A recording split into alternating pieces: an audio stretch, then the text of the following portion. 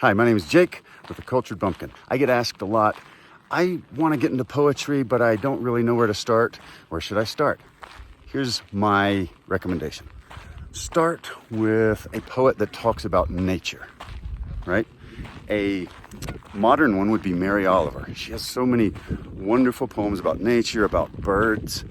I love her collection, Owls and Other Fantasies. Beautiful. Older would be Emily Dickinson. Hope is a Thing with Feathers. A Bird Hopped Down the Walk, I think it's called. And then Walt Whitman, Leaves of Grass. There's so many natural themes to it. And then English-wise, William Wordsworth, Daffodils. I Wandered Lonely as a Cloud. Those are gorgeous. I have recorded most of those on here. You can link them below if you want to hear them. But that's where I would start. Mary Oliver, Walt Whitman, Emily Dickinson, and William Wordsworth over across the pond. Thanks for watching. Have a good one.